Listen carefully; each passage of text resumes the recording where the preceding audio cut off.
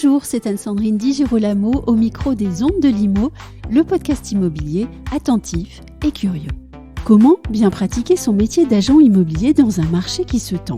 En proposant ce sujet à Charles Marinakis, président de Century 21, je savais que les réponses seraient naturelles, franches et néanmoins pleines d'optimisme.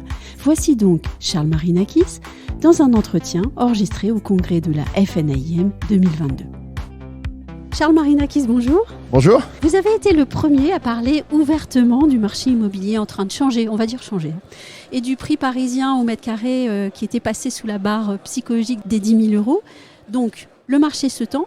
Mais ce qui m'intéresse aujourd'hui, au fond, c'est de savoir si vous pensez qu'il est ou qu'il sera nécessaire de pratiquer le métier d'agent immobilier différemment dans un contexte un petit peu plus difficile. D'abord, je suis content que vous rappeliez que j'ai été le premier à annoncer qu'effectivement en septembre, d'après nos chiffres chez Century 21, le prix du mètre carré à Paris avait été passé sous le seuil des 10 000 €. Oui. Je note que les deux dernières notes de conjoncture ont confirmé la tendance baissière et que certains de mes confrères sont à 10 500, d'autres à 10 300. En tout cas, ils annoncent tous une baisse et je pense qu'on va arriver gentiment en dessous des 10 000 € de mètre carré. Donc je me félicite que cette information soit confirmée. Après, moi je considère que c'est une très bonne nouvelle. Vous savez, je vous l'ai dit déjà, c'était une nécessité que le marché de l'immobilier fasse une pause parce qu'on avait vécu des hausses très significatives depuis plus de 18 mois, en particulier dans les maisons. Donc c'est des marchés qui étaient devenus difficilement accessibles. On voit maintenant que le marché est en train de pivoter clairement. Il était très en faveur des vendeurs. Il va se retourner, être en faveur des acquéreurs. Quand je dis se retourner, je préfère dire pivoter, parce que quand on dit se retourner, il y a un côté catastrophe, comme si non. Personne ne va s'écrouler de 20%, le marché ne va pas s'effondrer demain. Mais c'est vrai qu'il va pivoter, qu'il va se réadapter, et c'est la grande faculté de ce marché, d'avoir une capacité permanente d'adaptation à un processus d'offre et de demande qui est bien connu, aggravé ou diminué par des régulateurs de marché dont on pourra reparler, le crédit, la consommation énergétique, bref, plein de sujets, évidemment l'inflation, bref. Et donc, du coup, on va arriver dans un marché tendu. Oui. Moi, je dis que pour les agents immobiliers, c'est une super nouvelle. Oui.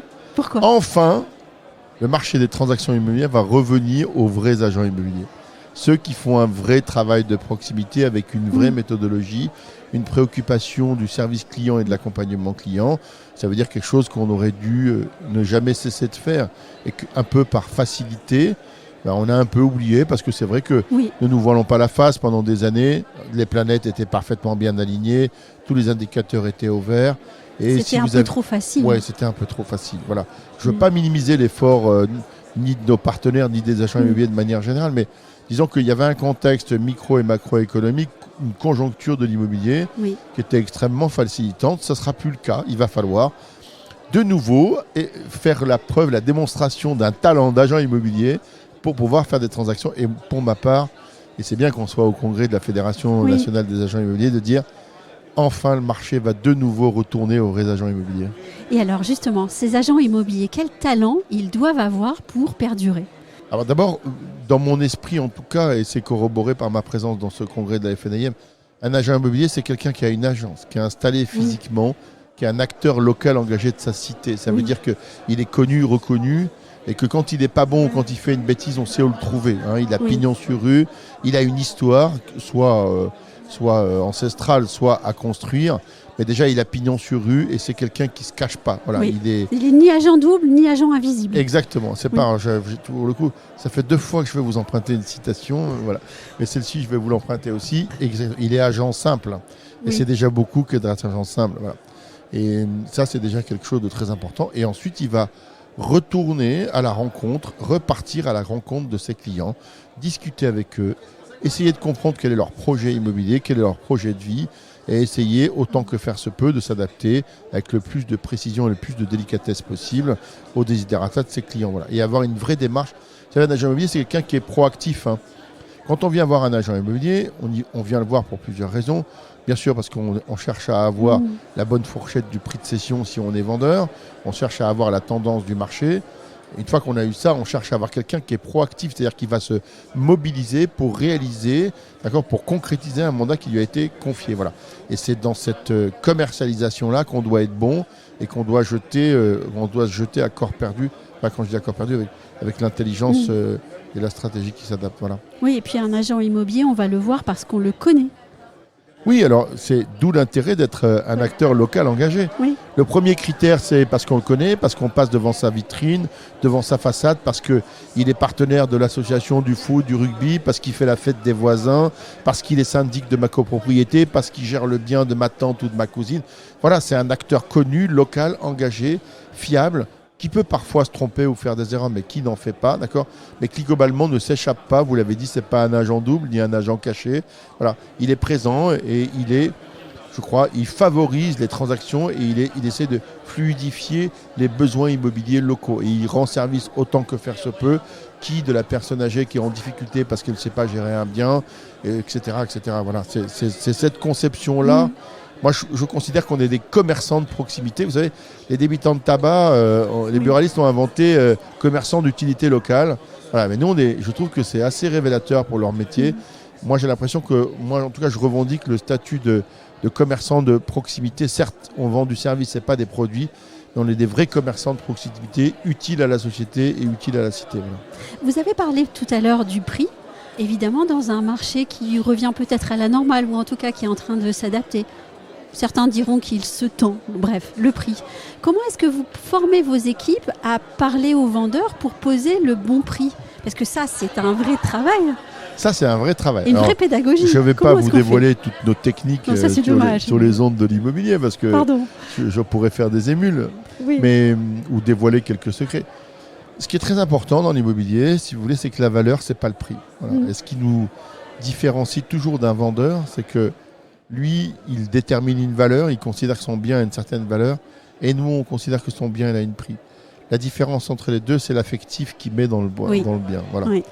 Et tout le travail consiste à essayer de faire en sorte de coïncider le plus possible la valeur et le prix pour aboutir à quelque chose que moi, je considère comme étant, si vous voulez, une transaction réussie. C'est un prix qui soit acceptable pour le vendeur et accepté par l'acquéreur. Voilà. Et lorsqu'on arrive à faire ça, on a bien fait notre métier. Alors, c'est pas toujours facile parce qu'il y a une dose d'émotion, une dose d'affection et puis parfois quelques réalités économiques dans la détermination de la valeur. Mais le prix, c'est la somme, c'est le montant le plus élevé que le meilleur acquéreur du marché est prêt à consacrer à cette acquisition-là. Voilà, ça c'est un fait réel.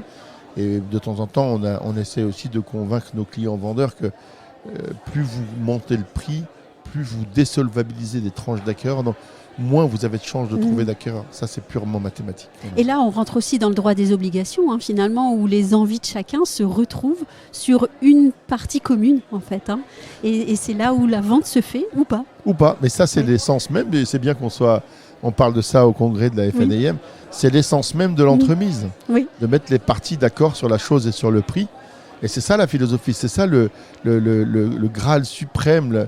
Et je considère que pour ma part, il y a une forme de jouissance professionnelle à arriver quand on aboutit dans une transaction, c'est qu'on a réussi ça. Oui. On a réussi cette alchimie à mettre d'accord les parties sur la chose et sur le prix. Ça veut dire qu'on a fait prendre conscience au vendeur que peut-être il était un peu trop cher, que s'il ajustait son prix, il pourrait trouver un bien meilleur acquéreur. Parce que dans l'acquéreur, il y a bon acquéreur et pas bon acquéreur.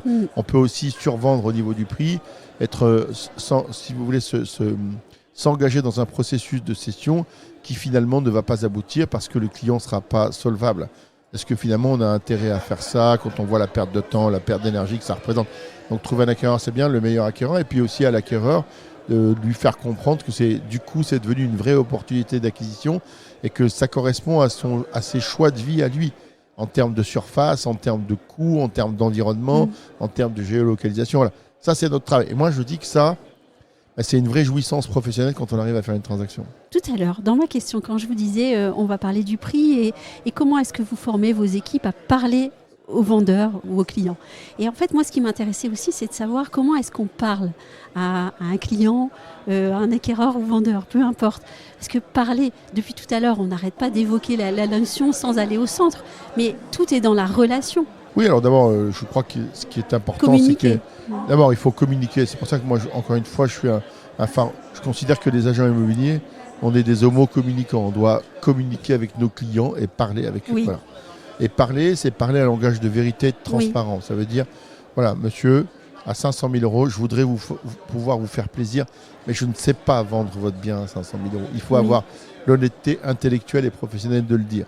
En revanche, il faut travailler avec les vendeurs ou avec les acquéreurs d'ailleurs, pour arriver à les ramener à la raison, la raison, c'est l'économie de marché. Voilà. Oui. Donc je crois que ce que retiennent les clients quand on discute avec eux, c'est 3 points essentiels. 1, le professionnalisme de vos propos, d'accord, la sincérité de ce que vous dites et l'empathie avec laquelle vous le dites et la prise de considération que vous avez de leur projet professionnel. Voilà. Le reste, ce n'est que de la technique, si vous voulez. Mais ce qui est important, c'est que quand un client discute avec vous, il faut qu'il voit dans vos yeux un projet immobilier et pas des dollars. Voilà. Et vous voyez, on passe à la dernière question. Les obligations de conseil qui pèsent sur l'agent immobilier sont très nombreuses et je pense même de plus en plus nombreuses. Est-ce que ces obligations de conseil, selon vous, elles transforment ou elles alourdissent le métier ? Alors j'allais dire les deux, il y a un côté bénéfique à ça, c'est la transparence, et effectivement la masse. C'est ce qui valorise le travail de l'agent immobilier. Exactement, c'est ce qui valorise le travail de l'agent immobilier. C'est ce qui valorise aussi le travail et puis c'est ce qui permet d'informer correctement les clients.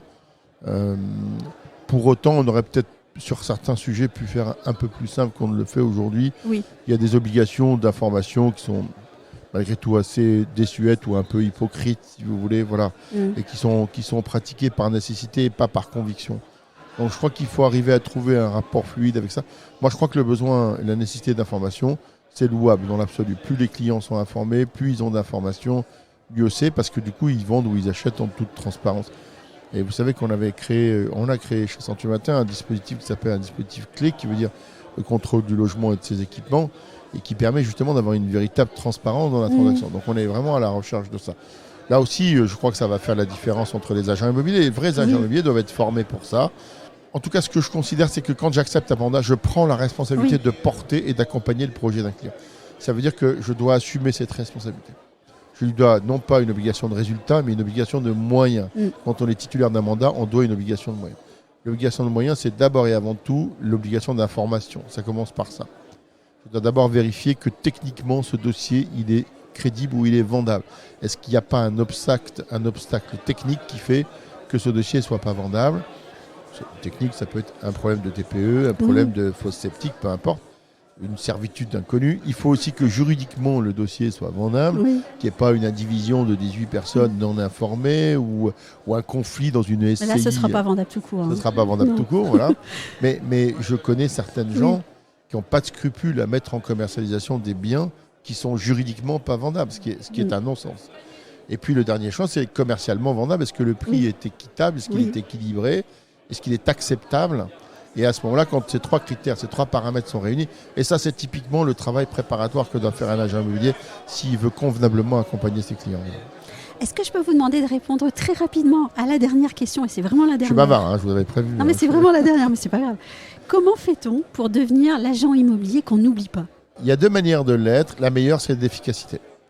Est-ce que vous remarquez, vous vous souvenez toujours de l'agent immobilier qui vous a permis d'acheter ou de vendre votre bien. Voilà. Vous en avez vu 10 avant. Mais celui que vous retenez, c'est celui qui a été le plus efficace. La réactivité. Si en plus, l'efficacité, vraiment l'efficacité. Et ensuite, si en plus vous avez été sympa, avec de l'empathie, là c'est génial. C'est ce qu'on essaie de faire dans notre réseau chez Century Matin. Mais c'est avant tout l'efficacité. Ce qu'on attend d'un prestataire de service, c'est d'abord son efficacité. Après, il n'y a pas de raison qu'il soit désagréable. Et le deuxième personnage qu'on retient, vous savez, c'est un peu le poulidor de la transaction. Il était très sympa, j'aurais bien aimé faire avec lui. Mais ce n'est pas lui qui m'a trouvé le bon acheteur ou le bon vendeur. Et donc, par définition, on en garde un peu un souvenir amer parce qu'on aurait bien aimé que ce soit lui. Mais ce n'est pas lui. Voilà. Donc, moi, je crois que ce qu'il faut, c'est qu'un agent immobilier, on s'en souvient quand il a été apprécié par un client. Voilà. Moi, mon obsession, c'est que Century Matin soit la marque la plus appréciée de l'immobilier. Voilà. Un grand merci, Charles Marinakis. Merci beaucoup.